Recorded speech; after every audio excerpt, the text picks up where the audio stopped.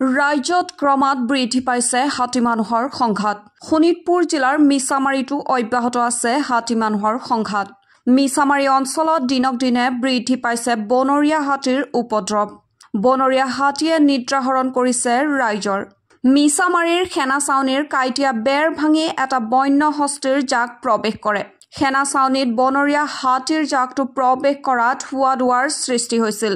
ইফালে ঘটনাৰ খবৰ পোৱাৰ পাছত গাভৰুখণ্ড বন কাৰ্যালয়ৰ বন কৰ্মীসকল উপস্থিত হৈ বনৰীয়া হাতীৰ জাকটো খেদি পঠাবলৈ সক্ষম হয়। ইপিনে বনৰীয়া হাতীৰ জাকটো জিয়াগাভৰু গাঁৱত প্ৰৱেশ কৰি ঘৰৰ ভিতৰত থকা চাউল খোৱাৰ লগতে কচু খেতি, তামোল গছ আৰু ৰঙালাও ভক্ষণ কৰি নষ্ট কৰি পেলাই বাৰীৰ শাক-পাচলি।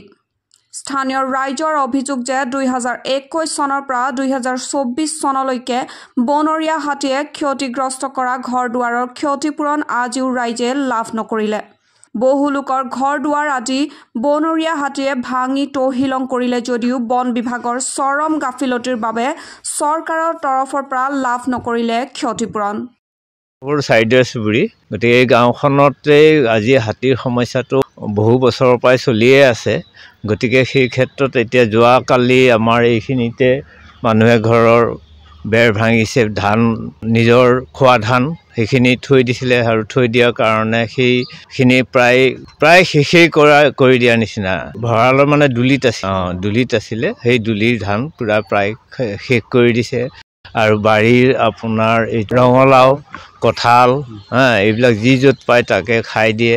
ফৰেষ্টাৰক আমি ফোন কৰালৈ তাৰমানে ফৰেষ্টাৰ আহি পোৱালৈ হাতী গায়ব হৈ যায়গৈ। গতিকে তেনেকুৱা ধৰণৰ কথা কিছুমান হৈ আছে। কিন্তু সেই ক্ষেত্ৰত আজি ঝাটকা লাইন আছে। আজি AGP দিনৰ পৰা যিটো আমাৰ জোচেফ টপৰ ডাঙৰীয়াই দিছিলে, সেই ঝাটকা লাইনটোৰ তাৰমানে ৰিপেয়াৰিঙৰ অভাৱত এই কণ্ডিশ্যনবিলাক হৈ আছে। গতিকে পূৰণৰ ক্ষেত্ৰতো বৰ্তমানলৈকে একোৱেই নাই, বৰ্তমানলৈকে জিৰ'। কাৰণ একো এটা এতিয়া আমি ফৰেষ্টক জনাওঁ, ফৰেষ্টে ফটো চটো মাৰি নিয়ে, কিন্তু বিকল্প আমি একো উত্তৰ নাপাওঁ। গতিকে সেই ক্ষেত্ৰত আপোনালোকৰ চেনেলৰ জৰিয়তে যেন সেইখিনি ৰাইজে সা সুবিধা পায়। নাই সেইবিলাক একোৱেই নাই।